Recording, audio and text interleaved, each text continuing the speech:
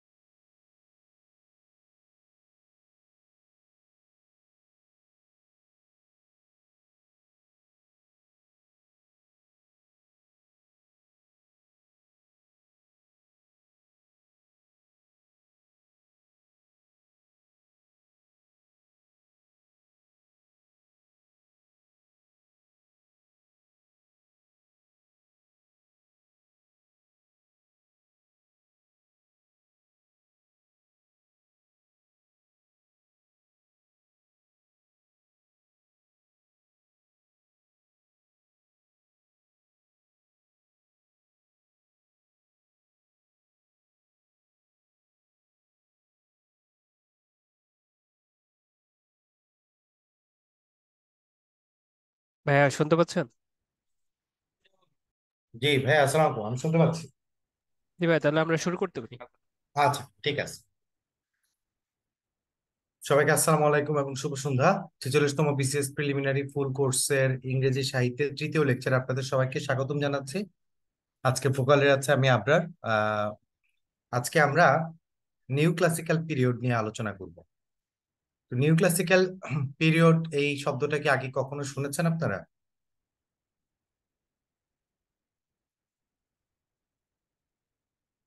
নাকি সালাম দিয়েছেন? ওয়ালাইকুম আসসালাম। জি। আচ্ছা। তো আমরা এই পিরিয়ডটা নিয়ে আলোচনা করার আগে ছোট্ট করে আমি 1 মিনিটের একটা কিউএনডে দিচ্ছি। কিউএনডে না তো হ্যান্ড রেজ অপশন দিচ্ছি। আগের লেকচার থেকে কারো কোনো প্রশ্ন থাকলে চাইলে হ্যান্ড রেজ করতে পারেন। আগের লেকচার থেকে কারো কোনো প্রশ্ন যদি থাকে চাইলে হ্যান্ড রেজ করতে পারেন।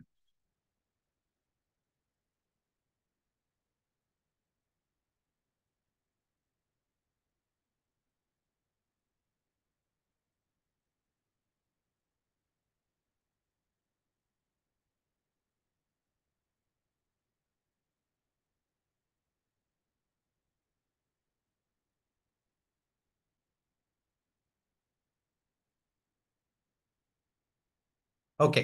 আমি এখানে আগের সাহিত্য নিয়ে কোনো হ্যান্ড রেজ দেখতে পাচ্ছি না। তাহলে আমরা আজকের লেকচারটা দিয়ে শুরু করি। তো প্রথমত আমরা যে বিষয়টা নিয়ে কথা বলবো সেটা হচ্ছে নিউ ক্লাসিক্যাল পিরিয়ড জিনিসটা কি। তো শব্দটা যদি আপনি দেখেন এখানে, শব্দটাকে ভাঙলে দেখবেন ক্লাসিক্যাল শব্দটা পাওয়া যায়। ক্লাসিক্যাল শব্দটা আমরা ক্লাসিক্যাল লিটারেচার বলতে কোন সাহিত্যকে নির্দেশ করি? ক্লাসিক্যাল লিটারেচার বলতে আমরা প্রাচীন গ্রিক এবং রোমান সাহিত্যকে নির্দেশ করি। আর নিউ জিনিসটাকে আমরা নব্য বা নতুন, হ্যাঁ, এইটার সাথে তুলনা করতে পারি। তাহলে এই যে আমরা বলেছি নিউ ক্লাসিক্যাল, তার মানে কি? তার মানে হচ্ছে নতুন বোতলে সেই পুরনো জিনিস দেওয়া। আমার কথাটাকে বুঝতে পেরেছেন না বুঝতে পারেননি? তাহলে এখন আপনাদের কাছে একটা প্রশ্ন। নিউ ক্লাসিক্যাল যুগের সাহিত্য ধারা কি নতুন ধরনের ধারা হবে নাকি আগের ধরনের ধারা হবে, পুরনো ধরনের ধারা? বলেন তো।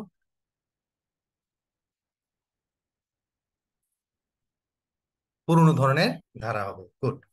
আচ্ছা, তারা কি সৃজনশীল হবে নাকি গতানুগতিক হবে বলেন তো? সৃজনশীল হবে নাকি গতানুগতিক? গতানুগতিক। সৃজনশীল হওয়ার কোনো সুযোগ নাই। কারণ হচ্ছে কি, যেহেতু আমরা বলছি আগের জিনিস, মূলত আগের জিনিসই, তাহলে ফোকাসটা দিতে হবে কিসে? পুরো একদম তো হুবহু আগের মতো দিয়ে দেওয়া যাবে না। তাহলে ফোকাসটা দিতে হবে কিসে? ফোকাসটা দিতে হবে টেকনিক্যাল পারফেকশনের দিকে। অর্থাৎ টেকনিক্যালিটির দিক থেকে একটু ভিন্নতা করা যায়, কিন্তু মূল কন্টেন্ট আসলে একই। এই কথাটা কি সবার বুঝা গেছে? তো মূল কন্টেন্টটা আসলে একই, কিন্তু জাস্ট টেকনিক্যাল কিছু পরিবর্তন এখানে আনা হয়েছে। ওই যে আইফোন 14 থেকে 15-এ গেলে কি হয়? কোনো বড় ধরনের পরিবর্তন আসে? যারা আইফোন ইউজ করে তারা ভালো বলতে পারবে। কোনো বড় ধরনের পরিবর্তন আসে না, জাস্ট একটু টেকনিক্যাল পারফেকশন, একটু টেকনিক্যাল চেঞ্জেস আসে। এই অবস্থাই হয়েছে এই যুগের সাহিত্য কর্মের। ঠিক আছে। তাহলে এখন আমাদের সাহিত্যের দুইটা অংশ আছে। সাহিত্যের দুইটা অংশের একটা অংশ মনে করে যে আর্টের কাজ হচ্ছে মানুষকে শিক্ষা দেওয়া। আরেকটা অংশ মনে করে আর্টের গতিতে চলে। এখানে কাউকে শিক্ষা দেওয়া, মানবিক গুণাবলী শেখানো আর্টের মূল উদ্দেশ্য না। আপনারা কোনটাকে সমর্থন করেন? যে সাহিত্যের কাজ কি? সাহিত্যের কাজকে মানুষকে শিক্ষা দেওয়া, নাকি সাহিত্য তার স্বতন্ত্র ধারায় বহমান? কোনটা কোনটা হওয়া উচিত? দেখি আপনারা কে কোনটা মনে করেন। আচ্ছা, একজন বলেছেন কম্বিনেশন অফ বোথ। ওকে। হ্যাঁ। সো যেটা আর্টের পারপাস যদি আমরা চিন্তা করি মানব জাতিকে শিক্ষা দেওয়া, সেটাকে আমরা বলি আর্ট ফর হিউম্যানিটির সেক। আর যদি আমরা চিন্তা করি আর্ট তার স্বতন্ত্র গতিতে বহমান, তাহলে সেটাকে বলা হয় আর্ট ফর আর্ট সেক। তাহলে এই কথা দুইটা কি বোঝা গেছে না বোঝা যায় নাই? ইয়েস নো ভেরি গুড বলেন তো। আর্ট ফর হিউম্যানিটির সেক আর আর্ট ফর আর্ট সেক দুইটার কথার মানে বুঝা গেছে। তো নিউ ক্লাসিক্যাল যুগের যারা সাহিত্যিক ছিলেন তারা আর্ট ফর আর্ট সেকে বিশ্বাস করতেন না। তারা মনে করতেন আর্ট ফর হিউম্যানিটির সেক ইজ ইম্পর্টেন্ট। এখানে প্রসঙ্গক্রমে একটা কথা বলি, যদি আহ আগের যুগটা যদি আর্ট ফর হিউম্যানিটির সেক হয়, তাহলে পরের যুগটা হবে আর্ট ফর আর্টস সেক। আবার আগের যুগটা যদি আর্ট ফর আর্টস সেক হয়, তাহলে সাধারণত পরের যুগটা হয় আর্ট ফর হিউম্যানিটির সেক। এটা হচ্ছে একটা ইন্টারচেঞ্জিং মোশনের মধ্যে দিয়ে আসে। আমাদের বাপদাদার আমলে যদি আমাদের বাপদাদাদের আমলে যদি আপনার ঢোলা প্যান্ট চলতো, তাহলে আমাদের সময় এসে চিকন চিপা প্যান্ট হয়ে যায়। আবার আমার বাপদাদাদের আমলে যদি চিকন প্যান্ট চলে, তাহলে আমাদের জেনারেশনে এসে ঢোলা প্যান্ট হয়ে যায়। ফ্যাশন এরকম ইন্টারচেঞ্জিং, ব্যাপারটা কি কেউ খেয়াল করেছেন? যদি ব্যাপারটা খেয়াল করেন, তাহলে দেখবেন যে সাধারণত ফ্যাশন, আর্ট বা লিটারেচারে ট্রেন্ড গুলা একটা আরেকটার চেয়ে রিভার্স গতিতে আসে। কথাটা কি বুঝতে পারছি? আগেরটা যেটা, পরেরটা তার উল্টা, পরেরটা তার উল্টা, ঠিক আছে? হ্যাঁ, এইটা হচ্ছে বিষয়। ওকে। হ্যাঁ, ওল্ড ফ্যাশন নিউ টাচ নিয়ে চলা, এটাই হচ্ছে নিউ ক্লাসিক্যাল এইজের মূল জিনিস, ঠিক আছে? আচ্ছা, তাহলে আমরা এখান থেকে আমাদের এগুলো আর কিছু দরকার নেই, আমি যে কথা যে জিনিসগুলো বলেছি এটা দেখলে হবে। এই যুগ, এই যুগের সাহিত্যকর্মের প্রধান তিনটা অংশ, একটা হচ্ছে রেস্টোরেশন এইজ, একটা হচ্ছে অগাস্টান এইজ, এবং একটা হচ্ছে এইজ অফ সেন্সিবিলিটি। এই অংশ থেকে সবার প্রথম শিখতে হবে রেস্টোরেশন হয় 1660 সালে। মার্ক করেন এটাকে। রেস্টোরেশন কত সালে হয় সবাই একটু লিখেন, চ্যাট বক্সে লিখে পাঠান। রেস্টোরেশন কত সালে হয়? 1660 সালে রেস্টোরেশন হয়। এইটা একটা গুরুত্বপূর্ণ প্রশ্ন, যেটা এখন পর্যন্ত পিএসসিতে আসে নাই, কিন্তু যে কোনো সময় এই প্রশ্নটা আসতে পারে। ঠিক আছে? আচ্ছা, এখন আপনাদের কাছে একটা প্রশ্ন, এইজ অফ সেন্সিবিলিটির পরের যুগ কি? কে বলতে পারবেন? এইজ অফ সেন্সিবিলিটি পর্যন্ত আমরা দেখবো, তারপরের যুগটা কি কে বলতে পারবেন?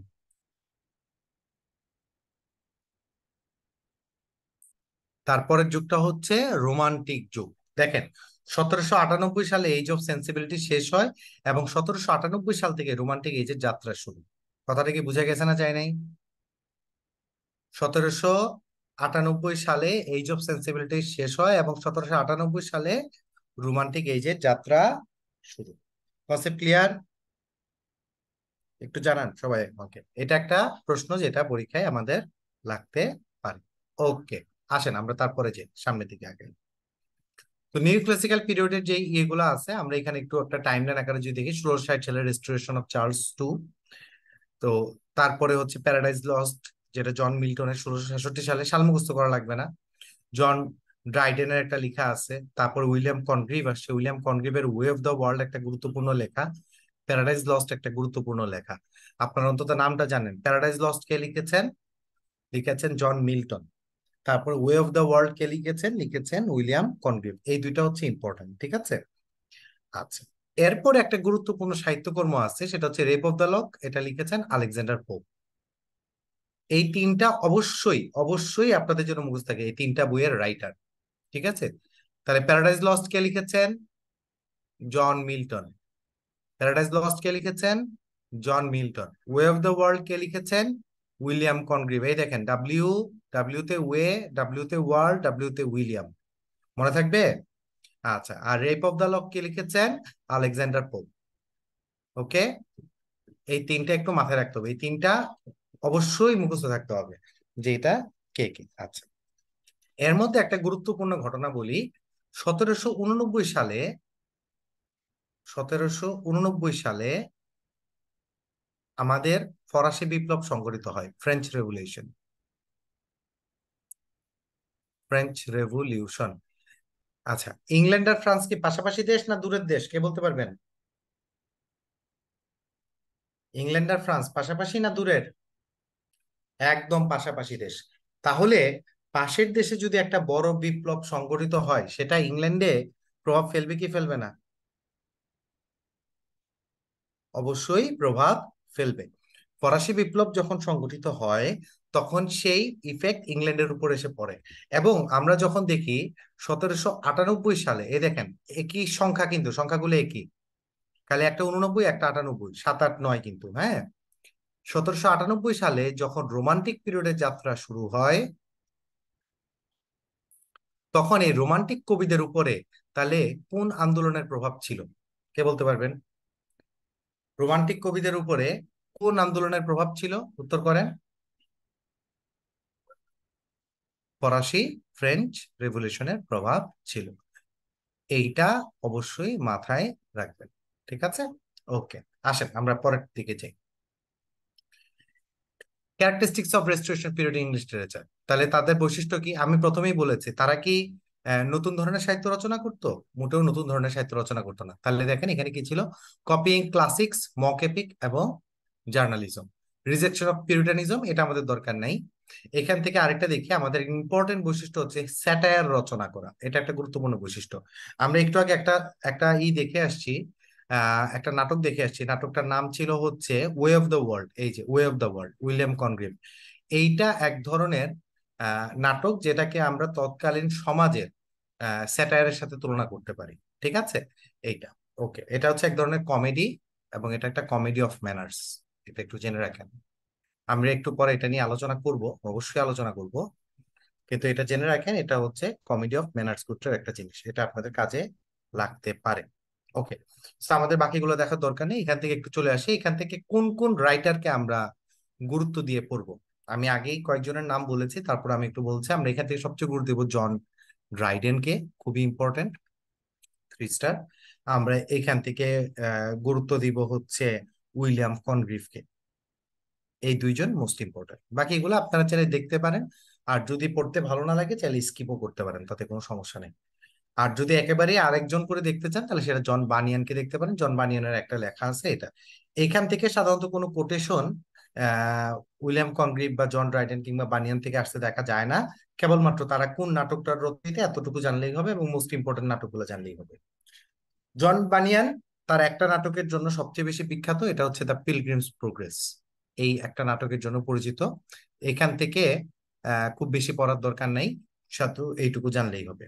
কথা বুঝে গেছে? আমি পড়া কমাই দিচ্ছি, কিন্তু পড়া কিন্তু বাড়াই দিচ্ছি না, পড়াটা কমাই দিচ্ছি আমি আপনাদেরকে। সো পিলগ্রিমস প্রোগ্রেস কে লিখেছেন? সবাই একটু লিখেন। জন বানিয়ান। ওনার লেখা নাটকটার নাম কি? The Pilgrim's Progress. মনে থাকবে? মনে থাকবে না? থাকবে না? ওকে, আসেন তাহলে আমরা সামনের দিকে আগে, এখান থেকে আমাদের আর দরকার নেই দেখার। তারপরেরটাই চলে যাই আমরা। নিচের কোনটি নিউ ক্লাসিক্যাল যুগের বৈশিষ্ট্য না? এটা আমাদেরকে একটা পুল কোশ্চেন দেওয়া হয়েছে, দেখি আপনারা এই পুল কোশ্চেনটা উত্তর করতে পারেন নাকি। পুল কোশ্চেন 1।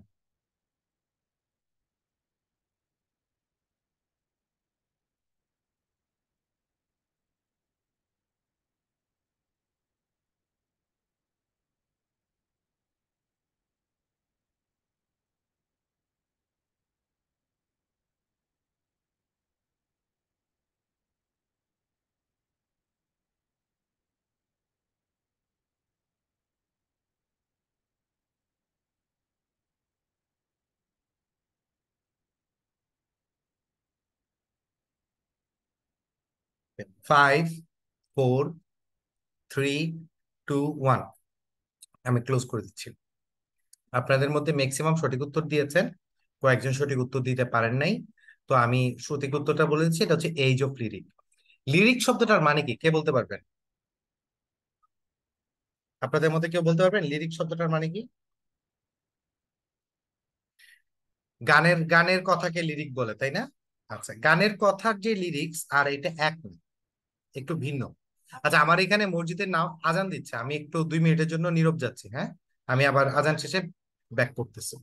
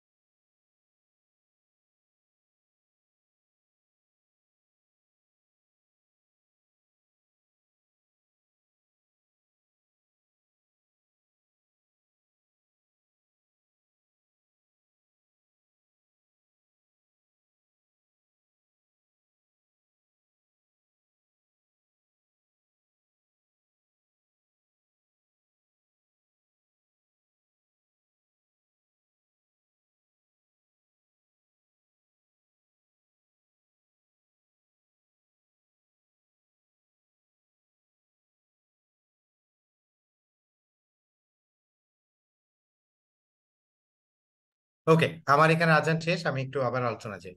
আমি একটা প্রশ্ন করেছিলাম, লিরিক কি? এই লিরিক হচ্ছে রোমান্টিক এজের গুরুত্বপূর্ণ বৈশিষ্ট্য।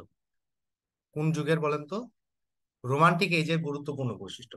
লিরিক বলতে আপনি বলতে পারেন গীতি কবিতা।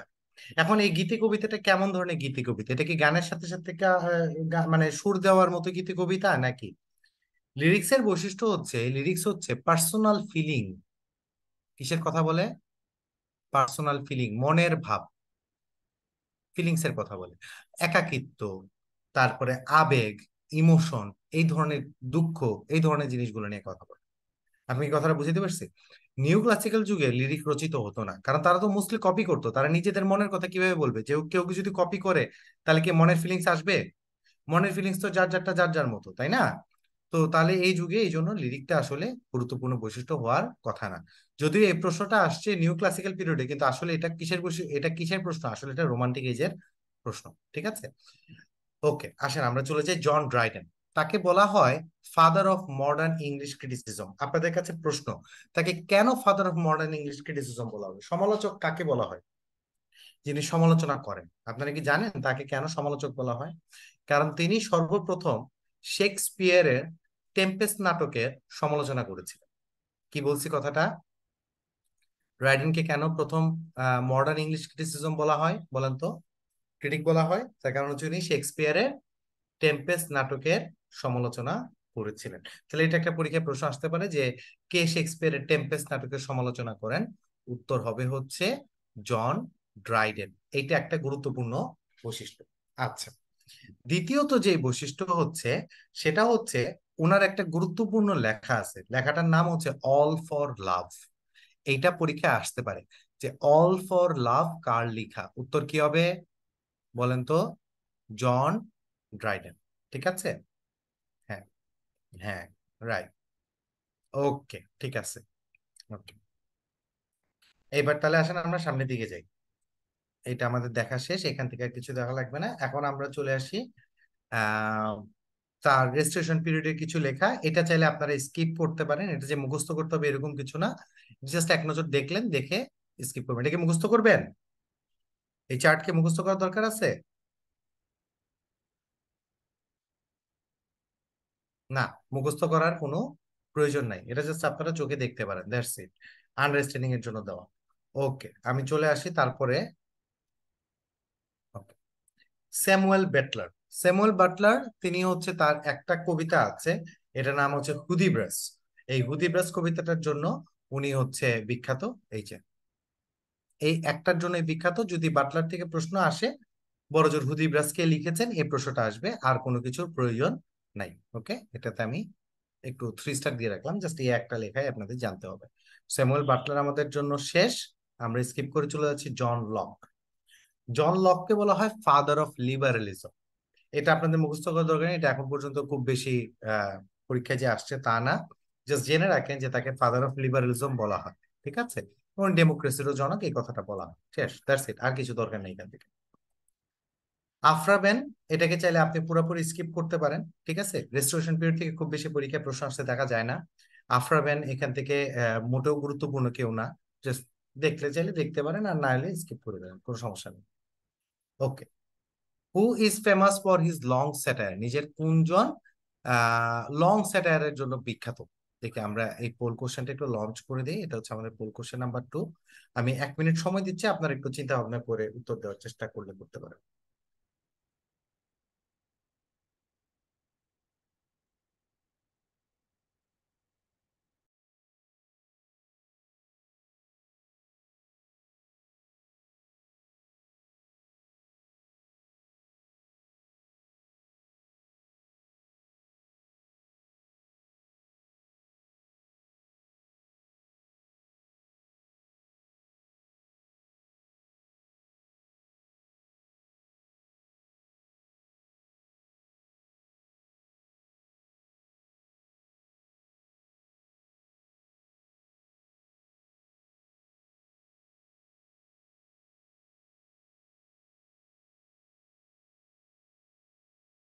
ওকে, 5, 4, 3, 2, 1। আপনাদের মধ্যে 84%ই আসলে সঠিক উত্তর করেছেন।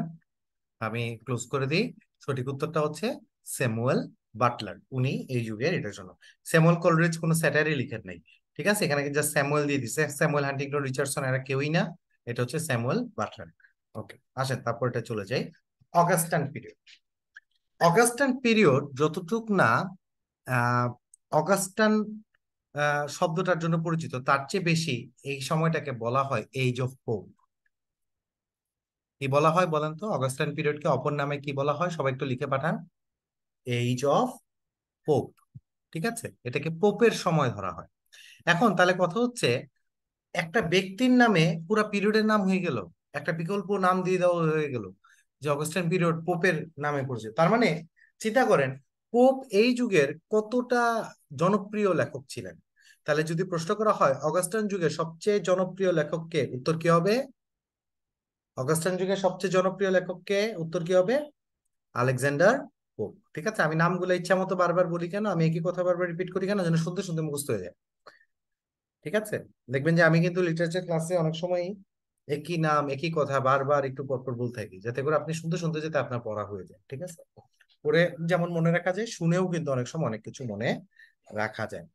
তো আহ হ্যাঁ, আমি পড়াটা কমাই দিই, আমি সবকিছু আমি জানি যে আপনারা তো বেশিরভাগই লিটারেচারের স্টুডেন্ট না আসলে, এখন বিসিএস এর জন্য বাধ্য হয়ে লিটারেচার পড়তে আসছেন। তার মধ্যে আছে 15 নাম্বার, এই 15 নাম্বার তো ব্যাংকে, বাংলাদেশ ব্যাংকে বা অন্য কোনো সরকারি চাকরিতেও আসে না, এটা আসে খালি বিসিএস, তাই না? তো এটা নিয়ে আমার আমার কাছে এটা খুব কমন। আমি জানি যে আপনাদের মধ্যে অনেকেই এটা ফিল করেন যে ভাই আমার কেন লিটারেচার পড়া লাগবে বা সামথিং। তো এই জন্য আমি চিন্তা করি যে ঠিক আছে, আমি একটু হেল্প করি মানুষজনকে, আমি একটু পড়াটা কমাই দিই। এই জন্য আমি সবসময় কমাই দিই, যেন আপনি গুরুত্বপূর্ণ অংশ কোনোটা বাদ না দেন। যে এক্সট্রা পড়বে সে পড়লো, তো যারা কম পড়তে চায় তাদের জন্য একটা গাইডলাইন হয় আর কি। ঠিক আছে, তো আসেন আমরা এখান থেকে আলেকজান্ডার পোপ এবং জনাথন সুইফট এই দুইজনই খুবই ইম্পর্টেন্ট। কতটা ইম্পর্টেন্ট বলেন তো? 3 স্টার ইম্পর্টেন্ট। 3 স্টার মাইরাও আমার কেন জানি ভাল লাগতেছে না, আমি আরো 2টা মাইরা দিই, 5 স্টার। আমি যদি আপনাদেরকে 10 জন বা 12 জনের একটা শর্ট লিস্ট দিতাম, কবি সাহিত্যিকদের, যে ভাই এই 10 জনের বা 15 জনের একটা শর্ট লিস্ট আপনি আমাকে দিচ্ছেন, তো 15 জন রাইটার একটা শর্ট লিস্ট দেন, তার মধ্যে আলেকজান্ডার পোপ এবং জোনাথন সুইফট থাকতো, সব যুগ মিলে। আমার কথাটা কি বুঝছেন না বুঝেন নাই? সব যুগ মিলেও যদি একটা শর্ট লিস্ট দিতাম, তাতে এই দুইজন থাকতো। ক্লিয়ার? আসেন আমরা সামনের দিকে আগে। ওকে, এখন আসেন আমরা একটু সামনের দিকে যাই। আমরা প্রথমে একটু ড্যানিয়েল ডেফোকে নিয়ে পড়ি। ড্যানিয়েল ডেফো, তিনি তার সব বিখ্যাত খালি একটাই লেখা আছে, সেটা হচ্ছে রবিনসন ক্রুসো। যদি আমাকে কেউ ব্যক্তিগতভাবে জিজ্ঞেস করে, আমি বলি ড্যানিয়েল ডেফো বিখ্যাত লেখক না, কুখ্যাত লেখক। কেন আমি এই কথাটা বলি? আপনারা অনেকে রবিনসন ক্রুসোর গল্পটা জানেন, তাই না? রবিনসন ক্রুসো কি হয়? ওই যে একটা দ্বীপে যে আশ্রয় নেয়, পরবর্তীতে সেই দ্বীপটা সে দখল করে নেয়, তাই না? এবং সে হচ্ছে একটা দিন শেষে যে আহ, বিশাল দিন একা মানব সভ্যতা থেকে দূরে থাকার পর এক সময় তার শেষ জীবনটা অনেক বড়লোকি আয়েশের মধ্যে কাটে, এই গল্প আমরা অনেকেই জানি। কিন্তু আমি কেন এই গল্পটাকে খুব অপছন্দ করি, তার কারণ হচ্ছে এই রবিনসন ক্রুসো গল্পটা আসলে হচ্ছে ইংরেজি ঔপনিবেশিকতা, অর্থাৎ দখলদারিত্ব এবং কলোনিয়ালিজমের একটা প্রতীক। দেখেন, আপনি যদি এই গল্পটা পড়েন তাহলে দেখবেন রবিনসন ক্রুসো থাকে যে হচ্ছে জাহাজের ইয়া থেকে, জাহাজ ডুবে যায়, তারপর একটা সময় সে যে একটা দ্বীপে উঠে, দ্বীপে ওঠার পরে দেখে কোনো মানুষ নাই। অনেক বছর সে দুই দ্বীপে একা থাকতে থাকে। একদিন হঠাৎ করে সে দেখে যে মাটিতে মানুষের পায়ের ছাপ, এটা দেখে সে চিন্তিত হয়ে পড়ে যে তার এখানে মানুষকে। তারপর সে লুকায় থাকে, লুকায় থাকার পরে তারপর সে দেখে একটা কালো লোক, লম্বা চৌড়া, নাম হচ্ছে তার ফ্রাইডে। তো এই ফ্রাইডেটাকে দেখে তখন সে যে একটা সময় অতর্কিত ভাবে ফ্রাইডেকে করে তার উপর দাঁড়ায় যায়, বলে from now on I am your master and you are my servant. এখন আপনাকে যদি আমি একটা কথা বলি, ধরেন আমাদের বাঙালি যে কাউরে যদি বলা হয় যে আমরা অনেকদিন দ্বীপে থাকার পরে হঠাৎ করে দেখলাম যে একটা লোক আমরা পাইছি, আমরা কি সবার প্রথম মাস্টার সার্ভেন্ট করব, নাকি যাই বলবো আরে ভাই আমি অনেকদিন পর একটা মানুষ দেখছি, কোনটা বলেন? আমি হইলে তো বুকে জড়াই ধরতাম যে ভাই আমি বহুদিন মানুষ দেখি নাই, আমি আজকে আপনারে পাইলাম, আজকে থেকে আমরা ভাই। That that would be my reaction. আর রবিনসন ক্রুসোতে সে, ড্যানিয়েল ডেফো দেখায় রবিনসন ক্রুসো তারা হচ্ছে দাস বানায়। তাহলে এই জিনিসটারে কেমনে আমরা মানে ভালো লেখা বলি? আমার কথাটা কি বুঝতে পারছেন না বুঝতে পারেন না? ঠিক আছে। দুঃখজনক ভাবে এই লেখাটা আমাদের টেক্সট বুকে অন্তর্ভুক্ত ছিল, ক্লাস 8 এর টেক্সট বুকে সম্ভবত বাংলা অনুবাদ করে বাচ্চাদের জন্য ঢুকাই দিয়েছিল। আমি জানি না এটা কারা করছে, কেন করছে এই কাজটা, বাট এই ধরনের লেখা আসলে পড়ানো উচিত না। এই জন্য ড্যানিয়েল ডেফোকে যারা লিটারেরি ক্রিটিক তারা বলে কলোনিয়াল প্রোপাগান্ডিস্ট, কলোনিয়াল প্রোপাগান্ডিস্ট তাকে বলা হয়, এই কথাটা বলা হয়। সো ড্যানিয়েল ডেফোকে দিন শেষে এত সম্মান করার আমার মনে হয় কিছু নাই। আসেন তারপরেটাই চলে যাই। জোনাথন সুইফট এই ব্যক্তি কতটা ইম্পর্টেন্ট একটু আগে আমি বলে আসছি যে আমি 3টা মারছিলাম, 3টা মেরে আমার মন ভরে নাই, তারপর আমি আরো 2টা মেরে দিছি। সো টোটাল 5টা মারছি, ঠিক আছে। সো তাকে বলা হয় greatest satirist of all time. আমি কথাটা লিখে দিচ্ছি, greatest satirist of all time. মনে থাকবে? তাহলে যদি প্রশ্ন করা হয় who is the greatest satirist of all time, উত্তর কি হবে? Jonathan Swift. লিখে পাঠান একটু সবাই বানানটা, Jonathan Swift. Jonathan Swift is the greatest satirist of all time. তো এখন তাকে কেন গ্রেটেস্ট স্যাটারিস্ট বলা হয়? তাকে গ্রেটেস্ট স্যাটারিস্ট বলা হয় তার বিখ্যাত উপন্যাস গালিভার্স ট্রাভেলস এর জন্য। গালিভার্স ট্রাভেলস কি? উত্তর করেন। গালিভার্স ট্রাভেলস কি? উপন্যাস, মনে থাকবে? ঠিক আছে। যদি প্রশ্ন করে greatest satire of all time কোনটা, greatest satire of all time কোনটা, উত্তর আসবে গালিভার্স ট্রাভেলস। কি বলছে বুঝছেন না বুঝেন নাই? স্যাটায়ারিস্ট হচ্ছে, গ্রেটেস্ট স্যাটারিস্ট হচ্ছে জোনাথন সুইফট, আর গ্রেটেস্ট স্যাটায়ার কোনটা? গ্রেটেস্ট স্যাটায়ার হচ্ছে গালিভার্স ট্রাভেলস। এখন আমি এই এই বইটা নিয়ে একটু কথা বলি যে এটাকে কেন গ্রেটেস্ট স্যাটায়ার বলা হয় এবং কি বিষয়। আপনারা অনেকে ছোটবেলায় গালিভারের সফরনামা হয়তোবা পড়েছেন, আবুল মনসুর আহমেদ এই নোবেলটার বাংলা অনুবাদ করেছেন, তাই না? আপনারা জানেন না এটা? এটা কিন্তু বিসিএস এ বাংলা সাহিত্যেও আসতে পারে যে গালিভারের সফরনামা কার লিখা? হ্যাঁ, বিশ্ব সাহিত্য কেন্দ্র থেকে। এটা হচ্ছে আবুল মনসুর আহমেদের লেখা। তো গালিভার একজন ব্যক্তি থাকে, তার নাম থাকে লেমুয়েল গালিভার। হ্যাঁ, লেমুয়েল গালিভার। এই গালিভার শব্দটা আসছে ইংরেজি একটা শব্দ আছে গালিবল। কেউ বলতে পারবেন গালিবল অর্থ কি? গালিবল শব্দের অর্থ কি? গালিবল মানে হচ্ছে সহজ সরল বোকাশোকা মানুষ, যে যা বলে তাই বিশ্বাস করে। বুঝতে পারছি? হ্যাঁ। তো এই গালি গালিভার ক্যারেক্টারটাকে একটা গালিবল ক্যারেক্টার হিসেবে বানানো হয়েছে, একটা গালিবল পার্সন হিসেবে দেখানো হয়েছে। সে যায়, যেখানে যায়, যাওয়ার পরে হচ্ছে ওরে প্রথমে হচ্ছে একটা ভয়েজে যায়। ওই বইটার মোট 4টা পার্ট। তো এর মধ্যে একটা অংশ যায় ভয়েস টু লিলিপুট। লিলিপুটের দেশে তার জাহাজটা ডুবে যায়, জাহাজটা ডুবে যাওয়ার পরে সে একটা দেশে যায় উঠে।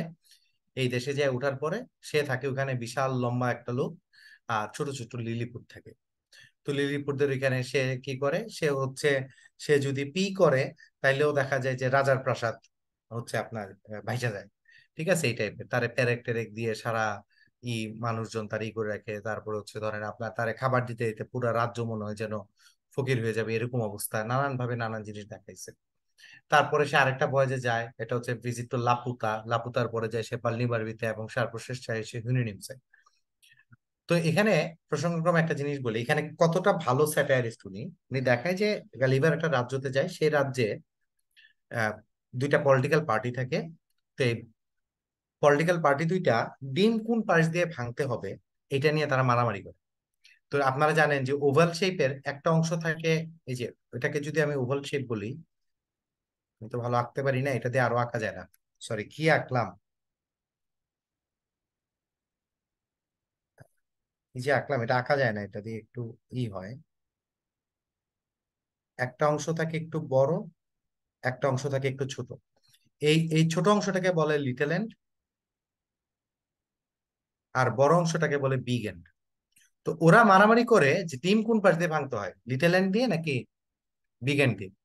ঠিক আছে, তো এরকম এটা নিয়ে মারামারি করে দেখা যায় মানুষ মরে যায়।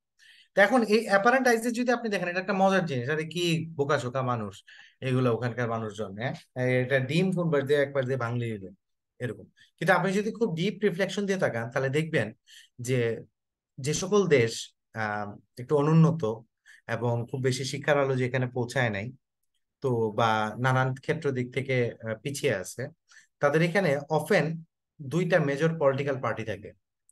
এবং সেই পলিটিক্যাল পার্টিগুলো ছোটখাটো বিষয় নিয়ে মারামারি করে, মারামারি করে দেখা যায় সাধারণ প্রচুর মানুষ মারা যায়। তাহলে এখানে কি একটা রিফ্লেকশন পাওয়া যায় কি যায় না? কথা বলেন তো। সমাজের একটা রিফ্লেকশন, আমাদের মতো যারা দুর্বলতম দেশ তাদের একটা সমাজে তীব্র উৎকট একটা এটাকে কি বলবো, ক্রিটিসিজম এই উপন্যাসটা আমাদেরকে দেয় কিনা। তারপরে হচ্ছে ধরেন আপনার সে ইয়াতে যায়, সে আরেকটা দেশে যায়, ওখানে দেখা যায় যে প্রচুর বিজ্ঞানী আছে। তো বিজ্ঞানীরা এমন সব প্রজেক্টের পিছনে টাকা ঢালতেছে যে সকল প্রজেক্ট আসলে এগুলা কইরা কোনো লাভ নাই।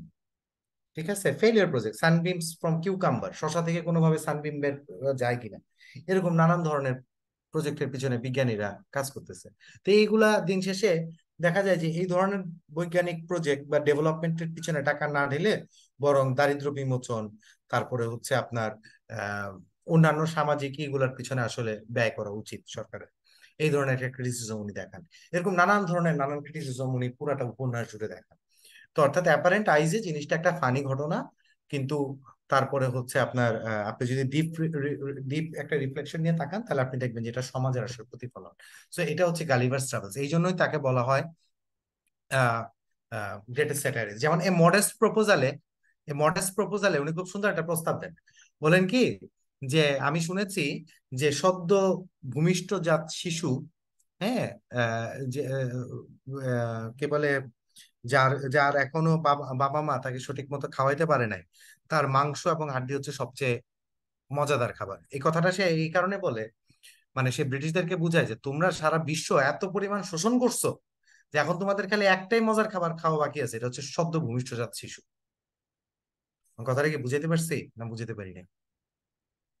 সো এ মডেস্ট প্রপোজাল পুরোটা পড়লে আপনার হাসি আসবে বা একটু মজা লাগবে যে এগুলো কি বলে, কিন্তু আসলে কিন্তু এগুলো হচ্ছে এন্টি কলোনিয়ালিজম লেখা।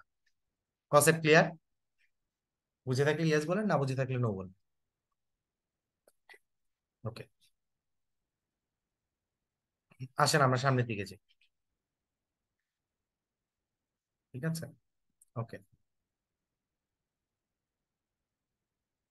আলেকজান্ডার পোপ, পোপকে বলা হয় মক হেরোইক পোয়েট। এখন প্রথম প্রশ্ন হচ্ছে মক হেরোইক পোয়েট জিনিসটার মানে কি? মক কি, হেরোইক কি, আর পোয়েটই বা কি? আচ্ছা, হেরোইক পোয়েট হচ্ছে সাধারণত এমন ধরনের লেখা, তারা এমন ধরনের কবিতা লিখেন যেখানে হচ্ছে একটা বড় ধরনের হিরো, সে কোনো একটা বড় ধরনের যুদ্ধ করে এবং যুদ্ধ শেষে সে জয়ী হয়। ঠিক আছে, সেটাকে বলা হয় হচ্ছে হেরোইক পয়েন্ট। মনে করেন একজন বড় ব্যক্তি সোহরাব রুস্তম, তার যুদ্ধের বীরত্বপূর্ণ গাথা আমি যদি লিখি, তাহলে সেটা হইতে পারে হেরোইক পয়েন্টের একটা ব্যাপার। মক হেরোইক হচ্ছে যেখানে হেরোইক পয়েন্টের সকল বৈশিষ্ট্য থাকে কিন্তু ঘটনাটা আদতে কোনো বড় যুদ্ধের না, বরং একটা তুচ্ছ ব্যাপার। এই ব্যাপারটা বোঝানোর জন্য আমি আপনাদেরকে একটা ইয়ার কথা বলবো, সেটা হচ্ছে রেপ অফ দ্য লক। এটা কিন্তু আমি আপনাদেরকে মুখস্থ করাইছিলাম যে রেপ অফ দ্য লক কার লেখা। উত্তর আমি বলেছিলাম আলেকজান্ডার পোপের লেখা। এই রেপ অফ দ্য লকের ঘটনাটা বলি। তো অনেকে এটা রেপ শব্দটা দেখে বা ইতে দেখে বুঝতে পারে না যে এখানে আসলে ঘটনাটা কি। হ্যাঁ, লক শব্দের অর্থ হচ্ছে চুলের গুছা, আর রেপ মানে হচ্ছে আহ জোর করে কেটে দেওয়া, জোর করে চুলের গুছা কেটে দিছে। আমার কথাটা কি বুঝছেন না বুঝেন নাই? বুঝে থাকলে ইয়েস বলেন, না বুঝে থাকলে নো বলেন। এটা হচ্ছে রেপ অফ দা লকের কাহিনী। তো এখানে কি থাকে, বেলিন্ডা থাকে আর ব্যারন থাকে। তো বেলিন্ডা এবং ব্যারন হচ্ছে, ব্যারন হচ্ছে পুরুষ লোক, বেলিন্ডা থাকে নারী। তো বেলিন্ডার চুল অনেক সুন্দর, ব্যারন নানাভাবে বেলিন্ডাকে হচ্ছে আপনার প্রস্তাব প্রস্তাব দেয় কিন্তু বেলিন্ডা রাজি হয় না। ব্যারন একটা টাইমে হচ্ছে বেলিন্ডার চুল কেটে দেয়। তো চুল কেটে দেওয়ার পরে সেই বেলিন্ডা হচ্ছে চুল ফেরত চায়, তার প্রেশাস চুল সানসিল্ক দিয়ে যেটা সে করছে সুন্দর করে সাজাইছে সেই চুলটা ফেরত চায়। কিন্তু তখন ব্যারন বলে যে না, এই চুল হচ্ছে আমি নক্ষত্রের এখানে পাঠাই দিয়েছি, এরকম কি কি কথাবার্তা বলে হাবিজাবি। তো এই পুরো কবিতাটা এই চুলের জন্য একটা, যে বেলিন্ডা এবং ব্যারনের মধ্যকার যে দ্বন্দ্ব, সংঘাত এবং যুদ্ধ, মক যুদ্ধ, সেটাই হচ্ছে আপনার এই কবিতার মূল উপজীব্য বিষয়। ঠিক আছে, তাহলে দেখেন কবিতার বৈশিষ্ট্যটা একটা হেরোইক কবিতার মতো। পুরো কবিতাটাকে চাইলে হেরোইক পোয়েমের মতো লেখা যাইতো, কিন্তু এখানে কি আদতে কোনো বড় ধরনের যুদ্ধ বা হেরোইক কোনো উপাখ্যানকে এখানে দেওয়া হয়েছে? দেওয়া হয়নি। এখানে বরং সেটার মকারি করা হয়েছে। তাহলে মক হেরোইক পয়েট এবং মক হেরোইক পোয়েম জিনিসটা কি বোঝা গেছে না বোঝা যায় না? ইয়েস নো ভেরি গুড বলেন। কেউ তো কিছু বলতেছে না, দেখতে পাচ্ছি না তো কেউ কিছু। আচ্ছা ঠিক আছে, আমি দেখতে পাচ্ছি, ওকে। সো তাহলে আমরা দেখলাম যে মক হেরোইক পোয়েট এবং পোয়েম জিনিসটা কি, সেটা আমরা বুঝলাম। এখন আমরা এখান থেকে একটা আরেকটা গুরুত্বপূর্ণ লেখা আছে, সেটা হচ্ছে এসে অন ম্যান। এটা এইটা পরীক্ষায় আসতে পারে, আমি এখানে জাস্ট টু স্টার দিয়ে রাখতেছি যে এসে অন ম্যান কার লিখা, উত্তর হচ্ছে আলেকজান্ডার পোপের। আমরা ম্যাক্সিমাম টাইমে ছোটবেলায় হচ্ছে যে সকল প্রবাদ প্রবচন টাইপের বাক্য শুনতাম, এগুলার ম্যাক্সিমামই হচ্ছে এই আলেকজান্ডার পোপের লেখা। যেমন to err is human, to forgive is divine, অর্থাৎ মানুষ মাত্রই ভুল করে। তারপর হচ্ছে fools rush in where angels fear to tread, ঠিক আছে। বোকা ব্যক্তি সাহসী হয়, a little learning is a dangerous thing, অল্প বিদ্যা ভয়ঙ্করী। হ্যাঁ, তারপরে এই charms strike the sight but merit wins the soul, এই প্রতিটা ইম্পর্টেন্ট কোটেশনই আসলে কার লেখা বলেন তো? আলেকজান্ডার পোপের লেখা। মনে থাকবে? মনে থাকবে না থাকবে না? একটু ইয়েস নো ভেরি গুড বলে জানান।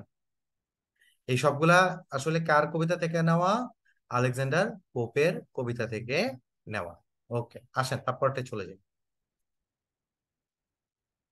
উইলিয়াম কনগ্রিভ, উনি হচ্ছে জোনাথন সুইফটের বন্ধু ছিলেন।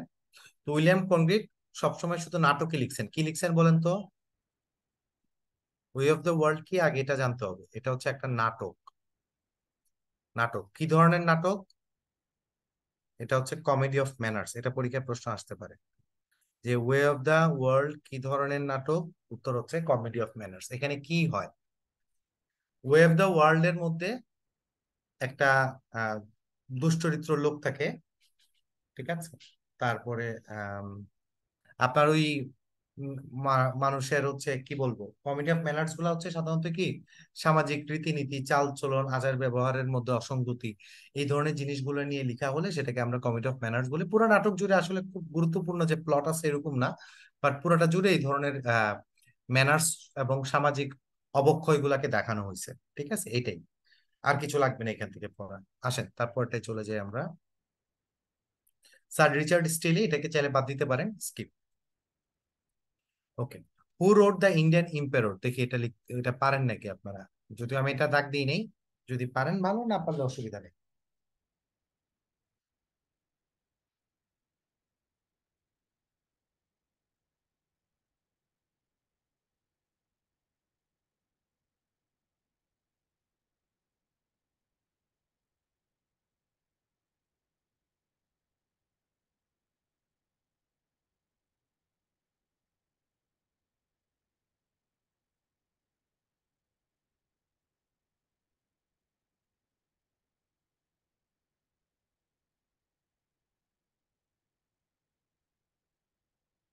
ওকে, আমি দেখতে পাচ্ছি আপনারা ম্যাক্সিমাম ম্যাক্সিমাম সঠিক উত্তরই করছেন, খুব একটা ভুল করছেন না, ভেরি গুড।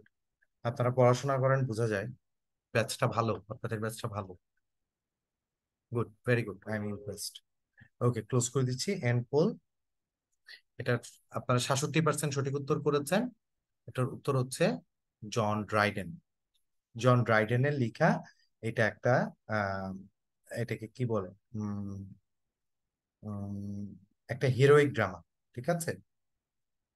ওকে, এটা কি ধরনের নাটক বলেন তো? লিখে দিচ্ছি, হিরোইক ড্রামা। ঠিক আছে, আসেন তারপরটাই। ওকে, আপনাদের মধ্যে এই যে এখন তো হচ্ছে মনে হয় কিছুদিন আর 46 নিয়ে আহ, বেশি দিন তো নাই। তাই আপনাদের মধ্যে কতজন এই 46 প্রথম বিসিএস, কতজন কার কত নাম্বার বিসিএস 46 আপনারা? কার কি অবস্থা বলেন তো? কার কত নাম্বার বিসিএস 46? ও, সবারই দেখি ফার্স্ট। আচ্ছা, একজনের আছে চতুর্থ, একজনের দ্বিতীয়, একজনের তৃতীয়। ওকে, অনেকেরই আছে আবার দ্বিতীয় আছে, অনেকেরই দেখতে পাচ্ছি। ওকে,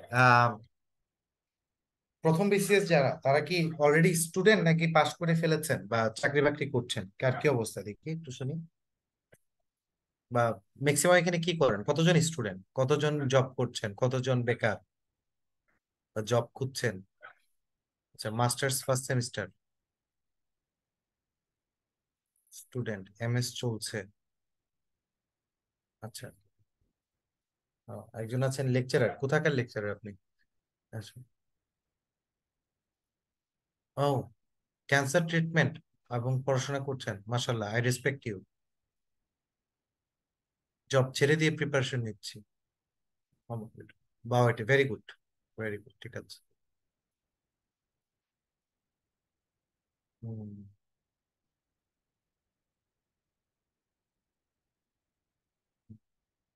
বিএসসি লাস্ট ট্রাইমেস্টার। ট্রাইমেস্টার, ও আচ্ছা, ইয়াতে ওই তিনটা করে সেমিস্টার, যেখানে, হ্যাঁ, ট্রাইমেস্টার, আচ্ছা, বুঝতে পারছি। হ্যাঁ।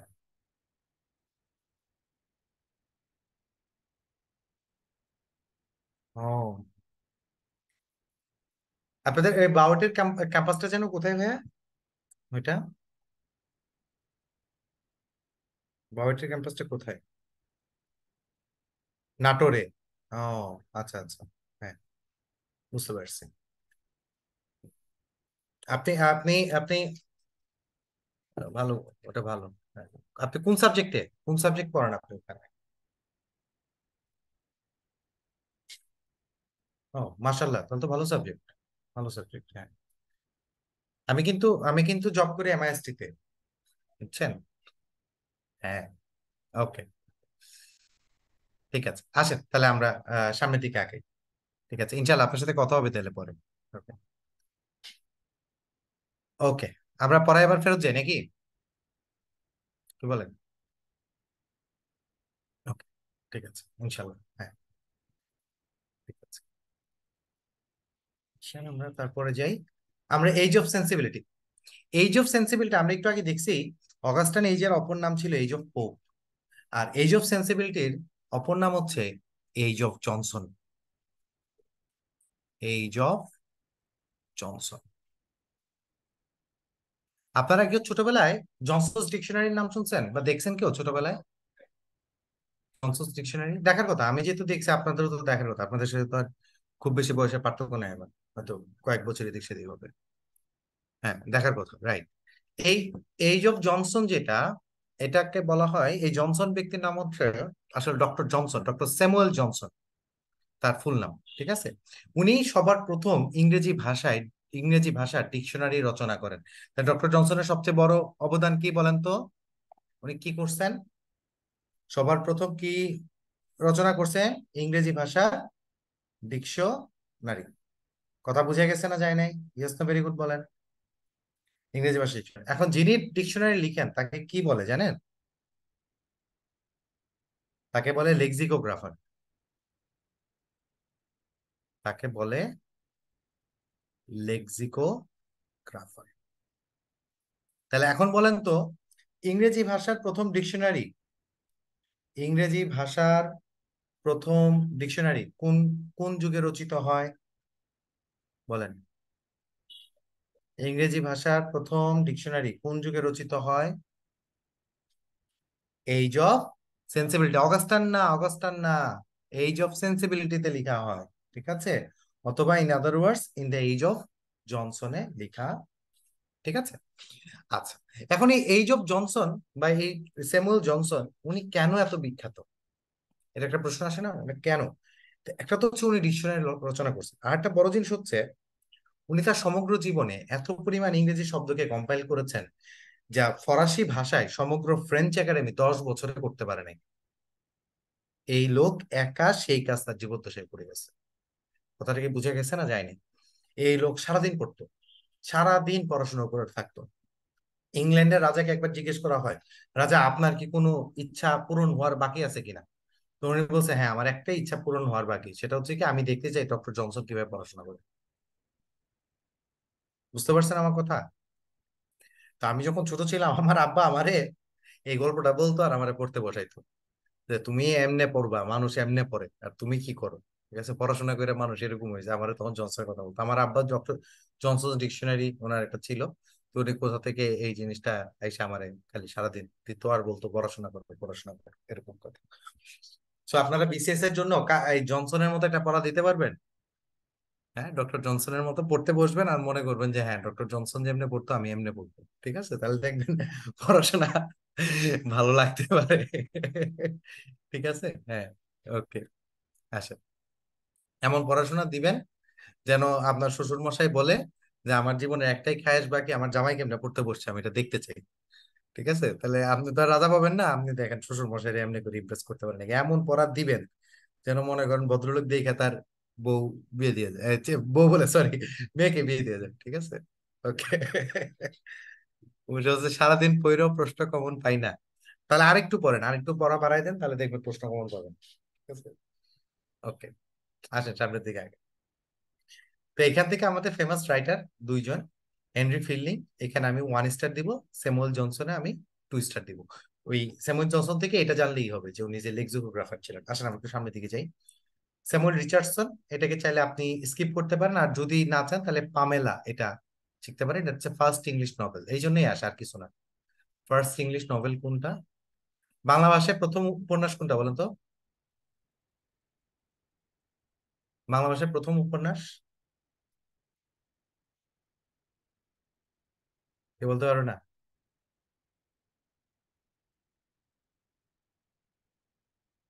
ভেরি গুড, হ্যাঁ 2 জন পার্সন। হ্যাঁ, আলালের ঘরের দুলাল, আলালের ঘরের দুলাল। আর প্রথম সার্থক উপন্যাস, প্রথম সার্থক কোনটা? আলালের ঘরের দুলাল তো হচ্ছে প্রথম উপন্যাস, প্রথম সার্থক উপন্যাস দুর্গেশ নন্দিনী। ঠিক আছে, হ্যাঁ। পামেলাকে আমরা দুর্গেশ নন্দিনীর সাথে তুলনা করে আলালের ঘরের দুলালের সাথে তুলনা করতে পারি। বুঝছেন এবার কথা? ওকে, আসেন আমরা সামনের দিকে আগে।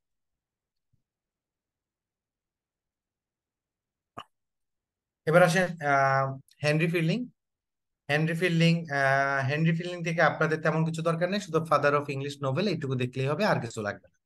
ঠিক আছে, আর যদি খুব বেশি উৎসাহী হন যে না ভাই আমার আর একটু বেশি পড়ার ইচ্ছা, তাহলে আপনি শুধু এই এই 2টা উপন্যাস যে তার লেখা এটা দেখতে পারেন, এটা মাস না। যদি উৎসাহ থাকে বেশি, যে জোসেফ অ্যান্ড্রুজ এবং টম জোন্স কার লেখা, উত্তর হচ্ছে হেনরি ফিল্ডিং এর লেখা। ঠিক আছে, হ্যাঁ। তো এটা একটু দিয়ে মনে রাখতে পারেন। ওকে, আসেন চলে যাই আমরা।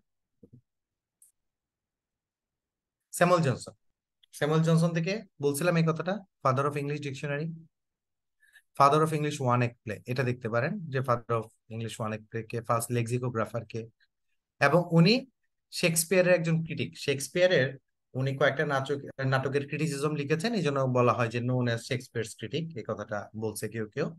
এখান থেকে আর কিছু দেখানো হবে, এখানে আছে ওনার বিখ্যাত একটা লেখা আছে, এটা পড়বেন, প্রিফেস টু শেক্সপিয়ার।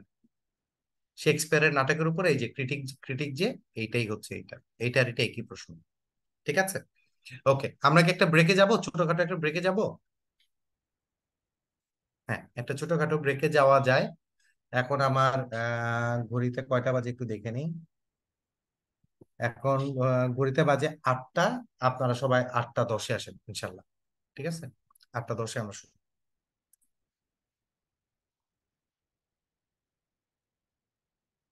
10 মিনিটের ব্রেক।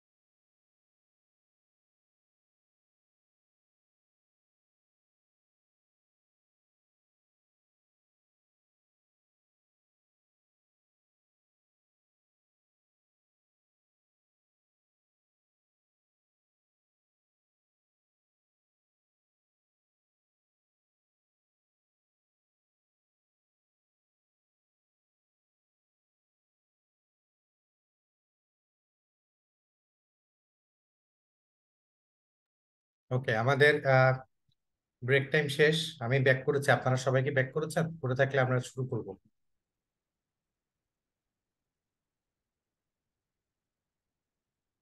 ব্রেক টাইমে মন খারাপ হয়ে গেল, 10 মিনিটের ব্রেকে 2টা উইকেট যায়। এখন এমন একটা দল, কি বলবো, একটা পুরা দল এট এ টাইম প্রত্যেক ম্যাচে অফ ফর্মে কেমনে যায় আমি বুঝলাম না। এ তো প্রত্যেক ম্যাচে ম্যাচে দেখি ব্যাটসম্যানদের চেয়ে বোলাররাই রান বেশি করে। এটা যে এখন পর্যন্ত যে গো আর হারে নাই, এটা তো বুঝতেছি না যে কেমনে আনলো না। ঠিক আছে। একজন কি লিখছে উপরে, বইতে উইলিয়াম কনগ্রিভকে রেস্টোরেশন পিরিয়ডের মধ্যে দিচ্ছে, সে আসলে কোন পিরিয়ডে? আচ্ছা, দেখেন এই, এখানে আমাদের যে তথ্যটা আছে এই তথ্যটা ঠিকই আছে, ভুল না, হ্যাঁ। তো কখনো কখনো দেখেন যুগ তো পরিবর্তনশীল, মানুষ তো বেঁচে থাকে। তো দেখা যায় কোনো কোনো রাইটার একাধিক যুগে লিখছেন। তো দুইটাই কারেক্ট, এমন না যে এটা ভুল, তা না। কথাটা কি বুঝতে পারছেন? হ্যাঁ। যখন আপনাকে অপশন দিবে, এগুলাকে বড় বড় ডিস্টেন্ট আকারে দিবে। একটা দিবে সেন্সিবিলিটি, একটা দিবে রোমান্টিক, একটা দিবে ভিক্টোরিয়ান, এরকম দিবে। বুঝেন আমার কথা? এটা যেতেছে আরোক, দরকার আছে হারার। এই বাংলাদেশ দল সবচেয়ে বেশি শিক্ষা গ্রহণ করছে, সবচেয়ে বেশি শিক্ষানবিশ দল।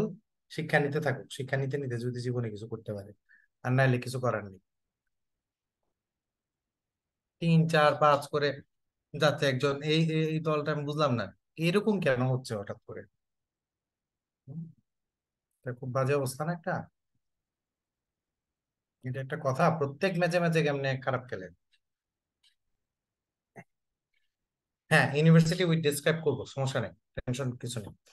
ঠিক আছে, ইনশাল্লাহ ইনশাল্লাহ করবো। ক্লাসের শেষে, একদম শেষে আমি এটা ডিসক্রাইব করে দিই, অসুবিধা নেই। অভিশাপ? কার অভিশাপ? এদের always target next world cup.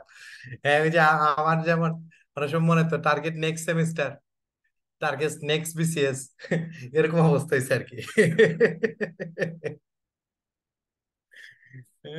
Next সেমিস্টারে দেখাই দিব, নেক্সট বিসিএস এ দেখাই দিব, এরকম অবস্থা হয়েছে আর কি। নেক্সট ওয়ার্ল্ড কাপে দেখাই দিব। আসেন আমরা সামনের দিকে যাই পরে।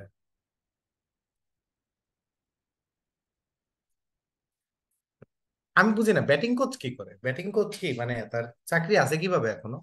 এটা বিশ্বের অন্য যে কোনো, চট্টগ্রামের অভিশাপ, হ্যাঁ, যে কোনো জায়গায় গেলে ব্যাটিং কোচের চাকরি সবার আগে যেত, আর এরা সাথে করে আর একটু ব্যাটসম্যান ট্যাটসম্যান নিয়ে যাবে না? এটা কি যে নিছে, কি অবস্থা করছে আল্লাহ জানে। আচ্ছা আসেন আমরা যাই, চলে যাই। Thomas grey.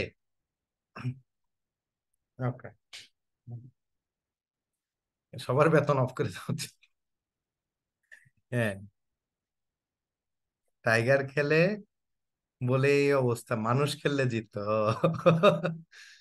আচ্ছা, এই টমাস গ্রে যে ব্যক্তি, এই ব্যক্তি কে নিয়ে সম্ভবত পরপর 3 বিসিএস এ প্রশ্ন আসছে, এবং পরপর 2 বিসিএস এ একই প্রশ্ন আসছে। বলতে পারবেন প্রশ্নটা কি? আমার ভুল না হলে, খুব বেশি ভুল না হলে 35 36 একই প্রশ্ন রিপিটেড হয়েছিল। কি বলতে পারবেন প্রশ্নটা কি? An elegy written in a country churchyard, কার লেখা? এটা, এটা অনেক ইম্পর্টেন্ট একটা কবিতা। এটা একটা কি ধরনের কবিতা কে বলতে পারবেন? এটা এক ধরনের এলিজি, নামের মধ্যেই বলে দিছে এলিজি। এটা একটা এলিজি টাইপের কবিতা। ঠিক আছে। হ্যাঁ, একটু প্রশ্ন ব্যাংকটা একটু খুলে দেখেন। 35 36 37 সম্ভবত এই 3টা বিসিএস এ, অথবা 36 37 38, কোন পরপর 3টা বিসিএস এ এখান থেকে মনে হয় প্রশ্ন ছিল, বা 2টা বিসিএস এ মনে হয় সেম কোশ্চেন ছিল এরকম। আচ্ছা, তো যেটা নিয়ে একটু কথা বলতেছিলাম, সেটা হচ্ছে এলেজি হচ্ছে শোকধর্মী কবিতা, সাধারণত কারো মৃত্যুতে শোক পালন করে যে কবিতা লেখা হয় সেটা হচ্ছে এলেজি। এখন এলেজি রিটেনের কান্ট্রি চার্চিয়ার্ড কার মৃত্যুতে লেখা কবিতা? কেউ বলতে পারবেন? কার কার মৃত্যুতে লেখা কবিতা? এটা হচ্ছে পূর্বসূরির মৃত্যুতে লেখা কবিতা। কার মৃত্যুতে লেখা কবিতা? পূর্বপুরুষ, লিখে দিচ্ছি, পূর্বপুরুষ। আমরা অনেক সময় এরকম হয় না যে গ্রামের কবরস্থানে যদি যান, আপনি যে দেখলেন আপনার দাদা পরদাদা, আপনার চাচা, আত্মীয় স্বজন, কাছের মানুষজন ঘুমায় আছে, তখন মনের মধ্যে একটা কি, একটা ভিন্ন একটা শোক আসে না, যে এখানে আমার পূর্বপুরুষ, গ্রামের মানুষজন আমার বংশের মানুষজন শুয়ে আছে, এই ফিলিংসটা কেউ পাইছেন? আমি যখন কবর জিয়ারত করতে যাই, প্রতিবার আমার দাদার কবর জিয়ারত করতে যাই, আমি যে দেখি ওখানে আমার দাদার কবর, আমার দাদির কবর, আমার এক চাচার কবর, তারপরে হচ্ছে আমার দাদার বাবার কবর, সবার কবর এক জায়গায়, তো আমার মনটা অনেক খারাপ হয়ে যায় তখন আমি থেকে যাই ওই জায়গাটায়। তো এইটা হচ্ছে অনেকটা এরকমই। তো কান্ট্রি চার্চিয়ার্ডে এরকম তার পূর্বপুরুষরা সবাই খ্রিস্ট ধর্মের ছিল তো উনি, তো চার্চিয়ার্ডে তার পূর্বপুরুষ সবাই শুয়ে আছে। তো তাদের মৃত্যুতে উনি তাদের সবাইকে উৎসর্গ করে উনি যে কবিতাটি লিখছেন সেটা হচ্ছে elegy written in a country churchyard. মনে থাকবে না থাকবে না? কবিতাটা অনেক সুন্দর, আপনারা যদি পারেন গুগল করে একটু দেখে নেন। এখন তাহলে গ্রেভইয়ার্ড পয়েট কাকে বলা হয় বলেন তো? গ্রেভইয়ার্ড মানে কি? কবরস্থান। তাহলে বলেন তো গ্রেভইয়ার্ড পয়েট কাকে বলা হয়? টমাস গ্রেকেই বলা হয়। টমাস গ্রেকেই বলা হবে না, কারণ উনি তো কবরস্থানে গিয়ে তার পূর্বপুরুষের উদ্দেশ্যে কবিতা লিখছিলেন। মনে থাকবে না থাকবে না? ইয়েস নো ভেরি গুড বলেন। আচ্ছা, ইয়েস, ওকে, ইনশাল্লাহ। আমি এই জন্য রিলেট করাই দিই, আমি কিন্তু একটার সাথে আরেকটাকে এই জন্যই রিলেট করাই দিই যেন আপনাদের মনে থাকে। হ্যাঁ, যেন মনে রাখতে সুবিধা হয়। এমনিতেই তো ব্যক্তিগুলো অপরিচিত, তাদের কাজগুলো অপরিচিত, ঠিক আছে? তো এটার জন্য আমি একটু একটু করে রিলেট করে দেওয়ার চেষ্টা করি যেন আপনারা মনে রাখতে পারেন। ওকে, আসে সামনের দিকে যাই। Edmund Burke. এডমন্ড বার্গ তিনি মূলত যে আহ, অনেক বেশি সাহিত্যিক, বড় ধরনের সাহিত্যিক এটা বলবো না, তিনি মোস্টলি একজন হচ্ছে পার্লামেন্টেরিয়ান। তো বার্গ হচ্ছে আহ, ইংল্যান্ডের পার্লামেন্টে দাঁড়িয়ে বিভিন্ন সময় বিভিন্ন ভাষণ দিছেন। তার ভাষণগুলো বেশ লম্বা আকারে, অনেক বড় সাইজের, এবং এই ভাষণগুলোতে ভাষণগুলো অনেক সুন্দর। তার ভাষণগুলো এতটাই সুন্দর যে এগুলাকে সাহিত্যের অন্তর্ভুক্ত করা হয়েছে। কথা কি বুঝতে পারছেন না বুঝতে পারেননি? তো এই বার্কের সবচেয়ে গুরুত্বপূর্ণ যে ভাষণ তার মধ্যে হচ্ছে speech on East India bill. Speech on East India bill. এইখানে ওই যে তখন আমাদের ভারতবর্ষে ইংরেজ শাসনামল চলতেছিল না, তখন হচ্ছে ওয়ারেন হেস্টিংস এর শাসনামল চলে। কার শাসনামল বলেন তো? নাম শুনছেন ওয়ারেন হেস্টিংস? এই ওয়ারেন হেস্টিংস এর শাসনামল চলে, এবং এই বার্ক তার তার বক্তব্যে এই ওয়ারেন হেস্টিংস এর তীব্র সমালোচনা করেন। একদম ধুয়ে দিছে পুরা। বুঝতে পারছেন যে ইন্ডিয়াতে তারা যা করতেছে, যেভাবে কলোনিয়ালিজম প্রতিষ্ঠা করছে, সেটার হচ্ছে উনি তীব্র সমালোচনা করছে। এট দ্য সেম টাইম তখন আপনাদের মনে আছে কিনা যে ফরাসি বিপ্লবের কথা আমি বলেছিলাম যে এই রেস্টোরেশন যুগের সবার শেষের দিকে ফরাসি বিপ্লব হয়েছিল, আপনাদের কি মনে আছে? উনি এই ফরাসি বিপ্লবেরও তীব্র সমালোচনা করেছিলেন। কথা বুঝে গেলে ইয়েস বলেন, না বুঝে গেলে নো বলেন। তো বার্ক তাহলে কি কি করছে? ওয়ারেন হেস্টিংস এর তীব্র সমালোচনা করছে, এবং উনি এট দ্য সেম টাইম কার সমালোচনা করছে বলেন তো? ফরাসি বিপ্লবের তীব্র সমালোচনা করছে। ওনার বিখ্যাত ভাষণটা কি বলেন তো? স্পিচ অন ইস্ট ইন্ডিয়া বিল। আমাদের এই উপমহাদেশে ইংরেজরা যে আমাদেরকে নানানভাবে শোষণ, নির্যাতন এবং বর্বরতার মাধ্যমে যে দমায় রাখার চেষ্টা করছে, তার একটা টেস্টামেন্ট হচ্ছে এই এডমন্ড বার্কের এই স্পিচটা। ঠিক আছে, তাহলে এই স্পিচটা কি আমাদের ফেভারে না? আমরা এটাকে সম্মান করব না? বার্কের ব্যাপারে আমাদের জানা উচিত না? আমাদের কিন্তু জানা উচিত। ঠিক আছে, আপনারা কেউ শশী থারুরের নাম শুনেছেন? শশী থারুর, উনি একজন ইন্ডিয়ান পলিটিশিয়ান। শশী থারুর, আচ্ছা, অনেকে হয়তো বা নাম শুনেননি, একটু গুগল সার্চ দিলে দেখতে পাবেন। এই শশী থারুর তিনি হচ্ছে তার বক্তব্যে নানানভাবে ইংরেজদের সমালোচনা করেন। বর্তমানে যারা খুব অ্যাক্টিভলি এখন পর্যন্ত অ্যান্টি কলোনিয়ালিজম মাইন্ডসেটে ব্রিটিশদের সমালোচনা করেন, তাদের মধ্যে শশী থারুর একজন গুরুত্বপূর্ণ ব্যক্তি। তো এই শশী থারুর একটা স্পিচ শুনলে বুঝবেন যে হ্যাঁ, এন্টি, ওই যে শুনছেন না, এই যে এখানে যে শারমিন আপু আছেন, শুনেছেন তাই না? উনি খুব কড়া ভাষায় সবসময় ব্রিটিশদের সমালোচনা করেন, এবং তো তৎকালীন উনি কিন্তু প্রায় এই বার্কের রেফারেন্স টানেন, বার্কের বক্তব্য রেফারেন্স, এবং ইংরেজ শাসন আমলের যে সমস্যাগুলো এগুলো নিয়ে উনি বক্তব্যটা। আসেন আমরা সামনের দিকে যাই। অলিভার গোল্ডস্মিথ, এটা আমাদের মুখস্থ করার দরকার নেই, আমরা চাইলে স্কিপ করতে পারি, আমরা এটা স্কিপ করে দেবো। উইলিয়াম ব্লেক, এই ব্যক্তি ইম্পর্টেন্ট। এই ব্যক্তি থেকে বিসিএস না বিভিন্ন চাকরির পরীক্ষাতেও একটা প্রশ্ন আসে। তার কারণ এই উইলিয়াম ব্লেক একই সাথে কবি এবং চিত্রশিল্পী ছিলেন। চিত্র শিল্পী ছিলেন, অর্থাৎ both a poet and painter, উনি একই ব্যক্তি, দুই জায়গায় বিখ্যাত, কবি হিসাবেও বিখ্যাত, চিত্রশিল্পীও হিসাবেও বিখ্যাত। আমাদের বাংলার একজন কবি, তিনি চিত্রশিল্পীও ছিলেন, বলতে পারবেন কে? আমাদের বাংলার একজন কবি, উনি চিত্রশিল্পীও ছিলেন, কে? আমাদের একজন আছেন, রবীন্দ্রনাথ ঠাকুর। ভেরি গুড, রবীন্দ্রনাথ ঠাকুর। রবীন্দ্রনাথ ঠাকুর, ঠিক আছে। রবীন্দ্রনাথ ঠাকুর কয়টা দেশের জাতীয় সঙ্গীতের রচয়িতা? কয়টা দেশের? তিনটা দেশের। কি কি? তিনটা দেশ কি কি? হ্যাঁ, তিনটা দেশের জাতীয় সঙ্গীতের, একটা হচ্ছে বাংলাদেশ, একটা হচ্ছে ভারত, আর একটা কোনটা? শ্রীলঙ্কা। শ্রীলঙ্কা, শ্রীলঙ্কা, রাইট। শ্রীলঙ্কার এটা। আচ্ছা, ঠিক আছে। উইলিয়াম ব্লেককে বলা হয় মেটাফিজিক্যাল পয়েট। এটা ইম্পর্টেন্ট না, এখান থেকে মেটাফিজিক্যাল আসবে না। এখান থেকে প্রশ্নটা আসবে যে তার ফেমাস ওয়ার্ক কি? সংস অফ ইনোসেন্স এবং এক্সপিরিয়েন্স। এটাকে কয় স্টার দিয়েছে বলেন তো? 3 স্টার দিয়েছে। 3 স্টার দিয়ে আমার মন ভরতেছে না, আমি আরেকটা স্টার মেরে দিলাম। কয়টা হলো টোটাল? 4টা স্টার দিয়ে দিচ্ছি। ঠিক আছে। তো এখন এই সংস অফ ইনোসেন্স এবং সংস অফ এক্সপিরিয়েন্স এর মূল আলোচ্য বিষয়টা কি? সংস অফ ইনোসেন্স এবং সংস অফ এক্সপিরিয়েন্সে উনি দেখান ছোট একটা বাচ্চা থাকে। তো বাচ্চা থাকে হচ্ছে চিমনি সুইপার, তার কবিতার নাম হচ্ছে চিমনি সুইপার। আমি চিমনি সুইপার দিলে আপনারা বুঝতে পারবেন যে এই ওনার এই কাজের ঘটনাটা কি। চিমনি সুইপার, সে হচ্ছে ছোটবেলায় বাচ্চা চিমনি সুইপ করে সারাদিন ধরে, চিমনি পরিষ্কার করে, চিমনি দিয়ে কালো ধোঁয়া বের হয়, চিমনি অপরিষ্কার হয়ে থাকে।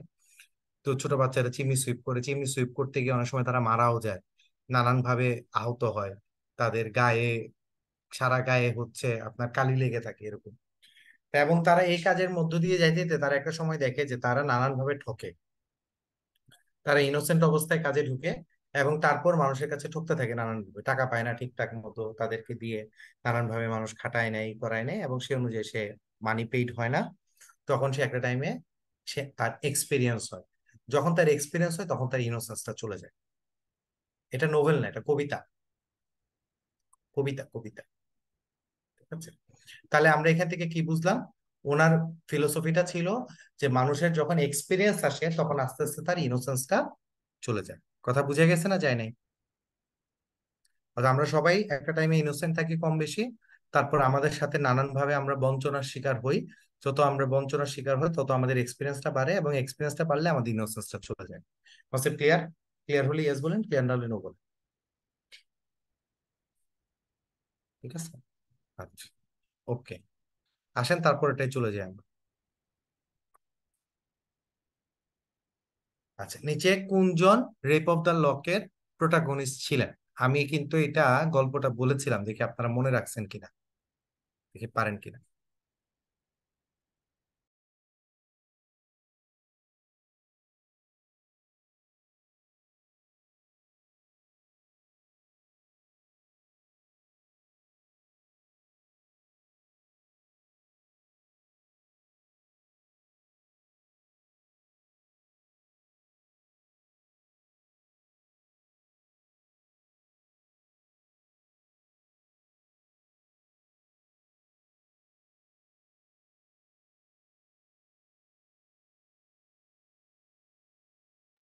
ওকে, 5, 4, 3, 2, 1। একটা মজার ঘটনা ঘটছে, সেটা হচ্ছে আপনাদের ম্যাক্সিমাম সঠিক উত্তর দিছেন, কিন্তু সেকেন্ড মোস্ট পপুলার যে আনসার, আমার ধারণা তারা প্রশ্নটা ঠিকঠাক মতো পড়েননি। প্রথম কথা হচ্ছে প্রোটাগনিস্ট টার্মটার মানে কি, কে বলতে পারবেন? প্রোটাগনিস্ট মানে হচ্ছে লিডিং ক্যারেক্টার। ঠিক আছে, লেখকের নাম কিন্তু চায় নাই, চাইছে কি? লিডিং ক্যারেক্টারের নাম কি, লিডিং রোলের নাম কি? তো লিডিং রোল কে? বেলিন্ডা। আর ভিলেনের নাম কি? ব্যারন। এই বেলিন্ডারে তো চুল কেটে ফেলে ব্যারন। এটা কিন্তু নায়িকা, কিন্তু প্রোটাগনিস্ট কিন্তু নায়িকা, মেয়ে। ঠিক আছে। বেলিন্ডা হচ্ছে প্রোটাগনিস্ট, আর অ্যান্টাগনিস্ট কে? ব্যারন। মনে থাকবে? নায়ক হচ্ছে ভিলেন। ওকে। আচ্ছা, ওকে। আসেন তারপরে সামনের দিকে আগে।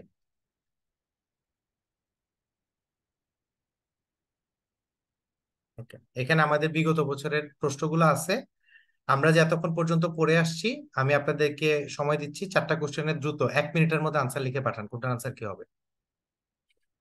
দ্রুত পাঠান, দেখি।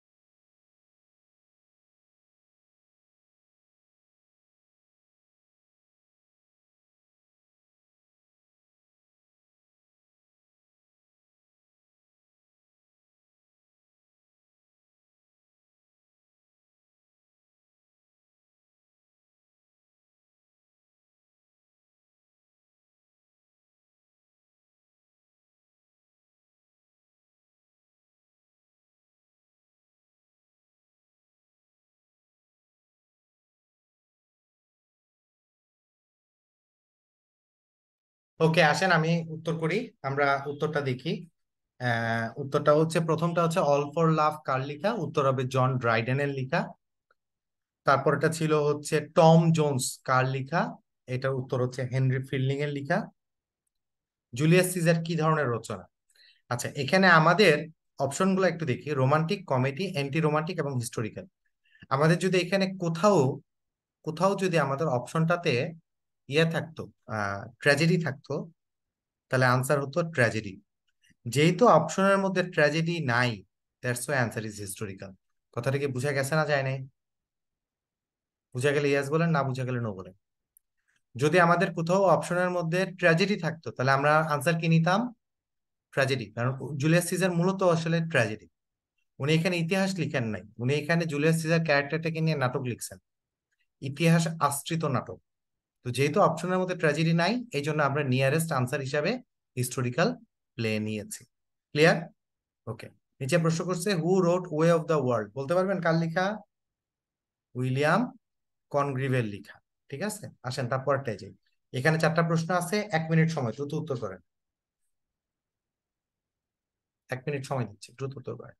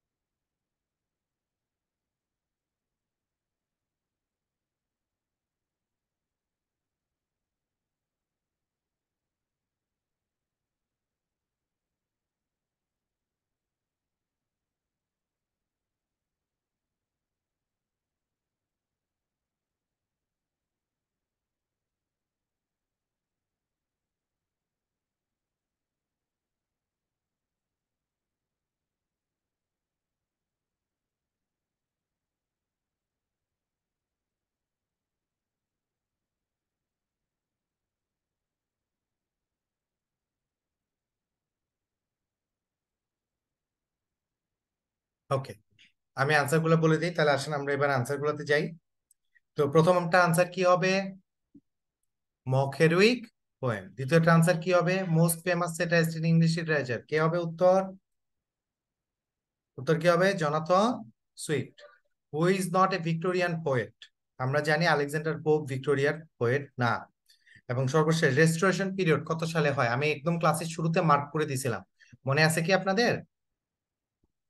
1660। আজকে ক্লাসে আমি 3টা সাল আপনাদেরকে পড়াইছি, বলতে পারবেন কোন 3টা সাল? এর মধ্যে একটা হচ্ছে রেস্টোরেশন 1660, আরেকটা সাল কি পড়াইছি? কে বলতে পারবেন? 1789। 1789-তে কি হয়? French revolution. আরেকটা কি পড়াইছি? 1798। এই এই সালে কি হয়? 1798 সালে রোমান্টিক এজের যাত্রা শুরু হয়। এবং আমি বলছিলাম রোমান্টিক যুগের কবিদের মধ্যে কার প্রভাব আছে? কি বলছিলাম? ফ্রেঞ্চ রেভলিউশনের প্রভাব আছে। রোমান্টিক যুগের কবিদের মধ্যে কার প্রভাব আছে? ফ্রেঞ্চ রেভলিউশনের প্রভাব আছে। এবং সর্বশেষ রোমান্টিক যুগের ক্রিটিসিজম করছেন, সরি, ফ্রেঞ্চ রেভলিউশনের ক্রিটিসিজম করছেন কে? কে সমালোচনা করছিলেন ফ্রেঞ্চ রেভলিউশনের? Edmund Burke. এডমন্ড বার্গ হচ্ছে সমালোচনা করছে। ঠিক আছে?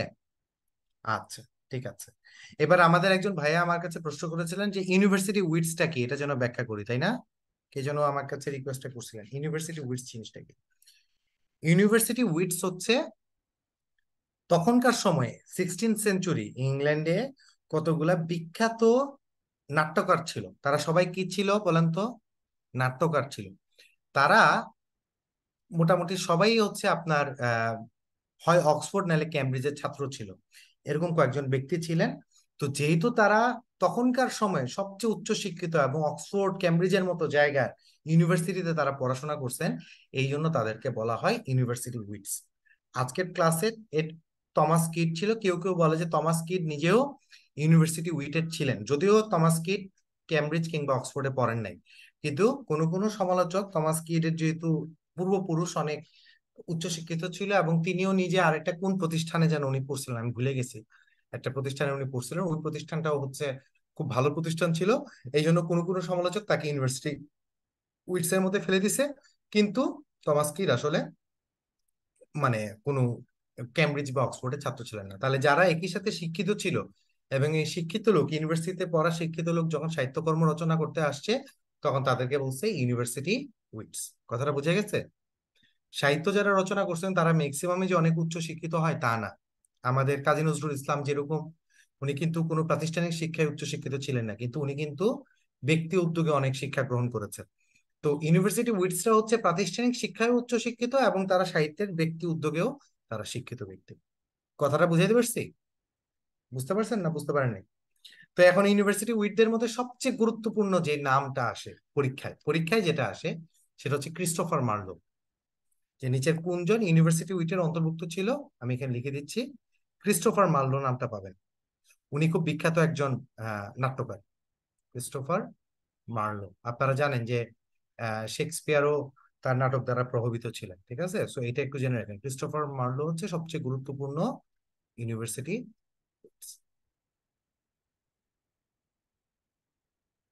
ঠিক আছে, তার বাইরে হচ্ছে গ্রিনি, পিলি, নাসে এরা ছিল অন্যান্য ইউনিভার্সিটি। ওকে, ওকে। হ্যাঁ, মজার মজার বিষয় হচ্ছে তাদের নামের সবার শেষে ই আছে, তাই না? হ্যাঁ, মার্লোই, পিলি, লিলি, নাসি এরকম পড়া যায়। ওকে। সো এই ছিল আমাদের মোটামুটি আজকের ক্লাসের আলোচ্য বিষয়। কারো কোনো প্রশ্ন থাকলে চাইলে আপনারা হ্যান্ড রেজ করতে পারেন, আমি আমার আহ যতদূর জানি তা দিয়ে উত্তর দেওয়ার চেষ্টা করব। আর আপনারা কি আজকে ক্লাসে যা যা পড়াইছি সব বুঝতে পারছেন? আমি কিন্তু পড়া অনেক কমাই দিছি আজকে ক্লাসে, ঠিক আছে? সো আমি যেগুলো কমাই দিছি এগুলো আপনারা চাইলে বাদ দিয়ে বাকিগুলো পড়েন, ইনশাল্লাহ সমস্যা হবে না। আল্লাহ সহায় থাকলে ইনশাল্লাহ পরীক্ষা ভালোই হবে। আর পরের ক্লাসগুলা খুব গুরুত্ব দিয়ে পড়বেন। প্রশ্ন ওইখান থেকে বেশি আসে, আগের অংশগুলো থেকে কম আসে, বুঝছেন? সো পরের ক্লাসগুলা খুব গুরুত্ব দিয়ে করবেন এবং ওই ক্লাসগুলোতে অ্যাক্টিভলি করবেন ইনশাল্লাহ, ঠিক আছে? ওকে। তাহলে আমি এই মুহূর্তে আর কোনো আহ হ্যান্ড রেজ দেখতে পাচ্ছি না। তাহলে আমরা আজকে থ্যাংক ইউ ইব্রাহিম ভাই, তাহলে আমরা আজকে এই পর্যন্তই, সবাই থাকি, ভালো থাকি, সুস্থ থাকি, ইনশাল্লাহ আগামী ক্লাসে আবার দেখা হবে। আসসালামু আলাইকুম। ভাইয়াকে অসংখ্য ধন্যবাদ এত সুন্দরভাবে ক্লাসটি শেষ করার জন্য। আর আমাদের সাথে কিউএনএ তে ছিলেন আরাফাত ভাইয়া, আরাফাত ভাইয়াকে অসংখ্য ধন্যবাদ। আর এখন যদি আপনাদের উত্তর রিলেটেড কোনো কোশ্চেন থাকে, কোশ্চেন গুলা চ্যাট বক্সে লিখতে পারেন।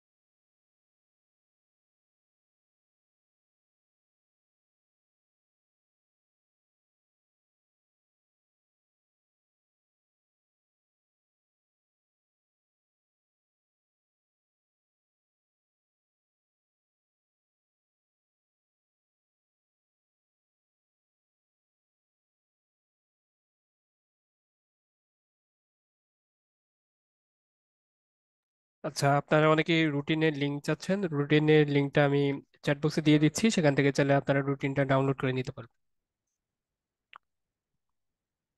আর আপনাদের যেহেতু কোনো কোশ্চেন দেখতে পাচ্ছি না, তাহলে আজকের ক্লাস এখানে শেষ করি। সবাই ভালো থাকবেন, সুস্থ থাকবেন। আল্লাহ হাফেজ, আসসালামু আলাইকুম।